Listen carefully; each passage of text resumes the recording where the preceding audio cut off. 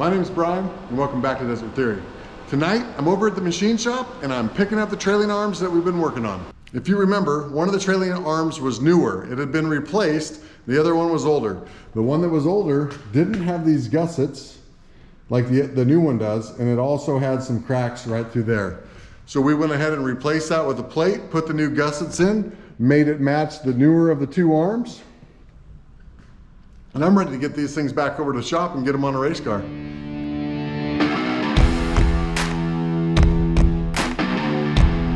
Well, looks like Kelly made it. Howdy. What's new? Your curtains are hanging out. All right, back out at the little shop. So last Thursday, I was hoping we were gonna get trailing arms, our hubs, and the CVs done. It's 9 o'clock right now, and we're just getting started. So that might be a little optimistic. So if we get trailing arms and hubs done tonight, we're gonna be looking great. CVs, that's just gonna be a bonus. So that's what we're shooting for tonight. I'm gonna get over here to the bench and get to changing these heim joints out. So what we're doing is we're taking this heim out, replacing it with the new heim, and what we have to do while we're doing that is keep this the exact same distance from the front of this arm. So if we had it out a bunch farther, that would take the toe and the camber and take it clear out of line. So measured it, and then we'll just go ahead and put that new one back in there and measure it and keep it the same distance apart.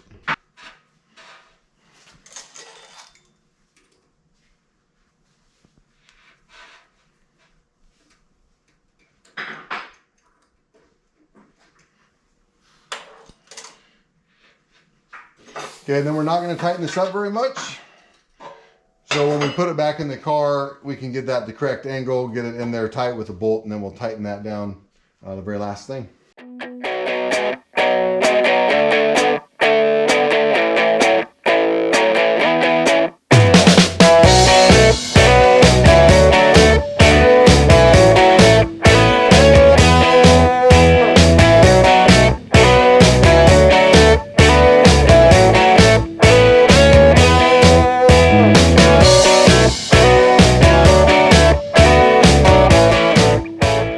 Okay, so our next step is to get this hub bolted on to the trailing arm. And from there, we'll probably be kind of done, move over and start doing the other side. So that hub that Kelly was assembling up on the bench, now he's attaching it to the trailing arm. And it all attaches back here. So that hub bolts on kind of through this hole. And then you can see all these different bolts he's tightening. So okay, got the first axle in, again, off camera tonight. We're not doing great with that, apologize. But it's in there, it looks awesome. And the next one will be on video. This one has 2 washers on it.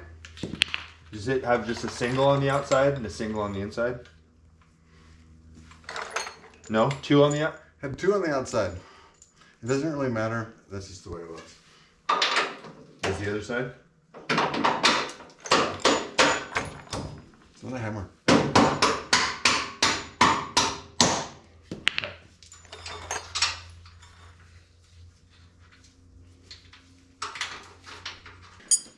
Okay, so now we're going to do just like we did on the other side. We are going to lift this trailing arm up, and because this coil's under pressure, we can't push that up. We're going to put this trailing arm up first, tie it into this coil, and then lift it up to put on the limit strap next.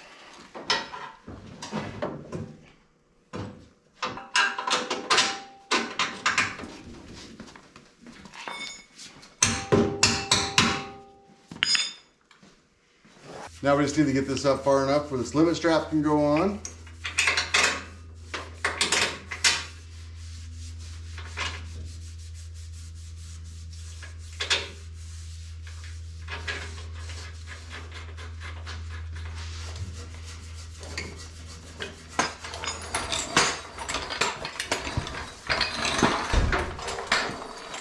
Okay, so what a shock does pretty good is it can take the upward momentum of this trailing arm and it can slow it down and get more and more compression as it goes up farther, and then the last little bit would be this rubber stop to keep that from going up too far. What a shock can't do is that on the downward travel. So if we just took this shock and we pulled this all the way out and just kept pulling, it would just damage the internal components, all those, all the little rubber seals and chambers.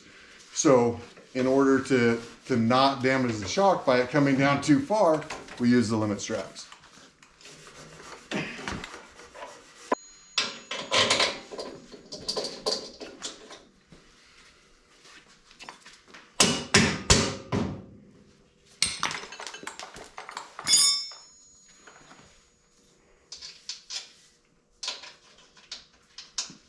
Okay, so we're gonna start putting this bearing and hub assembly together. And Kelly's gonna start off by putting the CV in. You can see it has that lip. That's that real nice CV from Fortin. Yep. And it's gonna sit right down in here. Yeah, so this, like Brian was saying, the bearings actually ride on the CV joint. So they're using this outer body of the CV joint as like a load bearing, it's the load bearing unit for the inside diameter of the bearing. So all the weight of the vehicle is riding on the CV. So this little step, this machine step, locates in a pocket on the drive hub, which is what the wheel bolts do. So all this goes together, and it's actually kind of crazy. We'd never taken one of these apart before and realized that the CV joint was, instead of just driving the car, it's actually also holding the wheel on the car. So it's a part of the hub itself. So it's a pretty cool design. Like I said, we were talking about, it allows the CV joint to be further out away from the transaxle. So your axle's a little longer, gives you a little more wheel travel. So it's a cool design. So we're gonna drop in the CV joint and then the bearing carrier. So we've got this all greased up and it has the bearing, the bearings will go in there. So we have the bearing carrier. We're gonna wanna drop the bearing in first and then we'll put this carrier in next. And it's going to drop right down on this seal. So that's what keeps the dust and dirt out, is that seal right there. So we pack these wheel bearings with grease. So they're all freshly greased. So then this is the part where it like actually goes on the outside of this CV joint has been machined to fit. And it's like a perfect fit. So you just have to make sure you get it straight. Okay, so we were kind of fighting that for a second, so we just got our piece of conduit that we have to push that down evenly and use that to shove the bearing down where it's supposed to go. Yeah, so now we can put the bearing carrier in. So one bearing is going to go one way, and then we'll put the taper bearing on the outside. We'll go on this side. So let's see, that's all good. So let's set this in here. Okay, so there's one half, and then we'll set the other bearing in.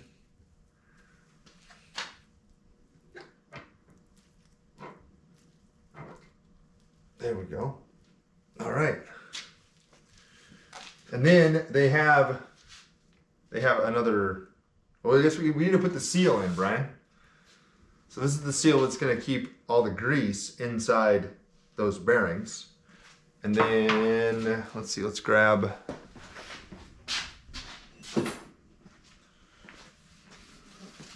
this is the retainer, so this is threaded. So then this is also machined to ride on a little bit of the bearing. So it kind of helps everything, when this goes on, after we put the seal in, when we put all this together, everything snugs up and tightens up through the CV joint bolts. So it's a pretty cool design.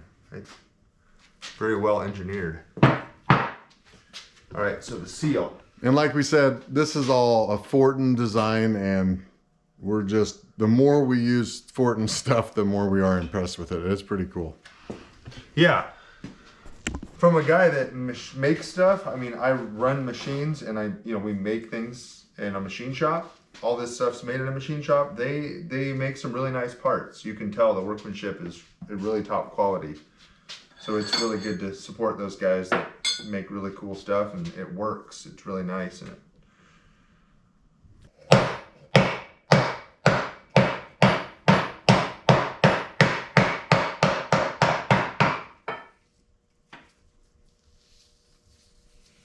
Okay, so now what we're gonna do is we're gonna run these bolts through the front of the hub into the back of the hub, which are gonna tie into that spacer or flange on the back side. Yeah. It's kind of it's like a retainer. It keeps everything together. And it gives a lip for that, the boot to go on. Yeah. Sweet. Okay, so this is just that kind of random. We're gonna take this axle and go through the outer CV. I'm just gonna kind of hold it here while Kelly puts that C-clip on, circlip on. Yeah.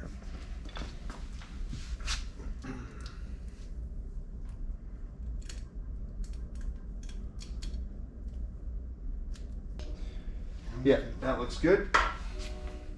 This clip looks good also. Okay. All right, let me grab a towel and wipe that flange down.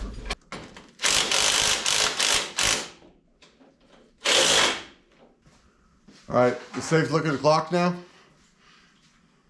Yeah, look at the clock. What time is it?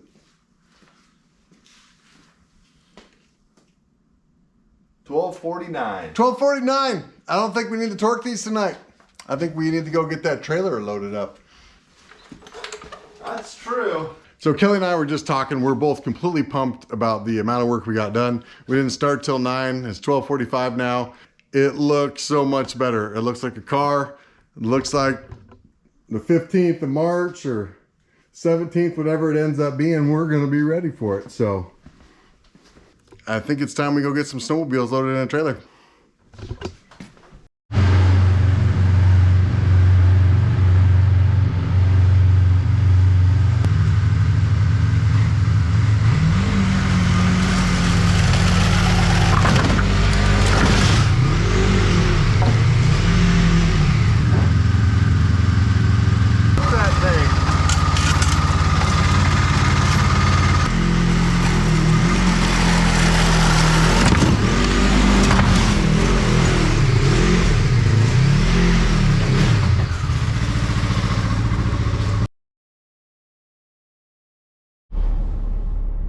Well, good morning and welcome back.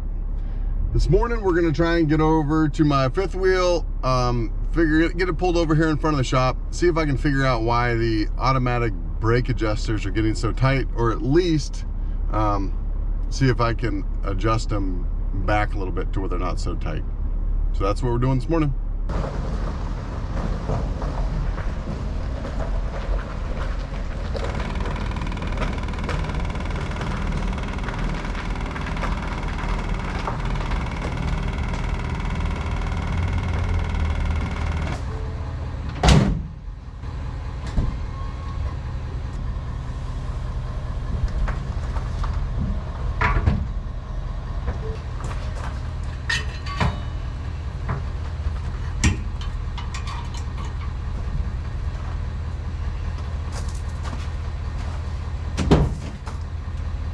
One of the coolest things about travel trailers, just RVs in general, is when you don't know what you're gonna do with all your spare time, you come out and you find something like this.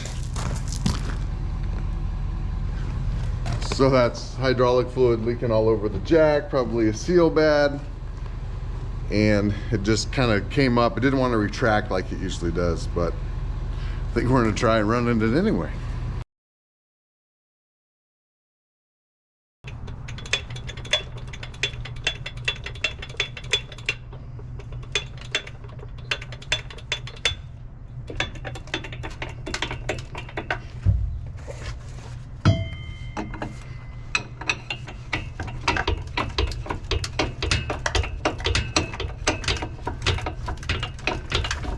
Hear that? This thing is just really hard to turn though, so see if we can come back on that brake here.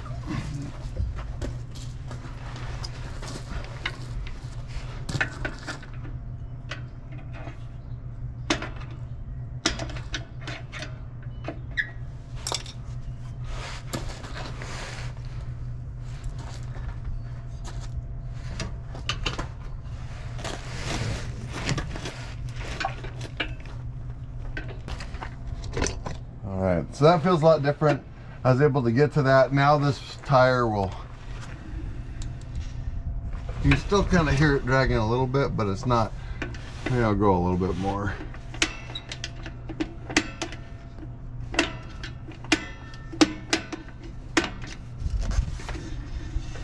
There we go.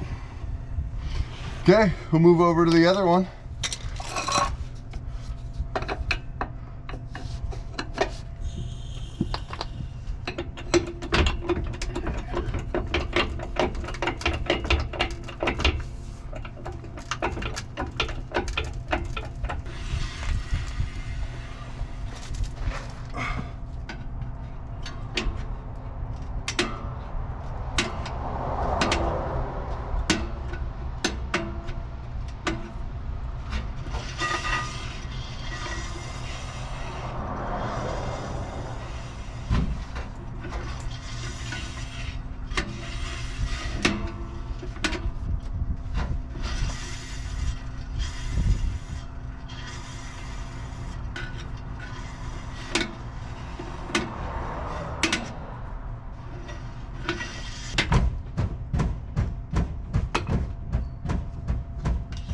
Okay, just have to check some tire pressure and then I'll be ready to go. Kelly and I were talking about this last night. We thought it would be fun for people to see what desert racing was all about.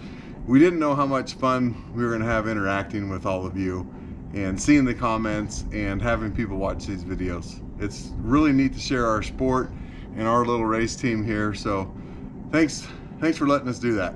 Well, got the brakes good enough for today. I'm gonna get the heck out of here, go home and get this camper loaded up. Thank you so much for joining us.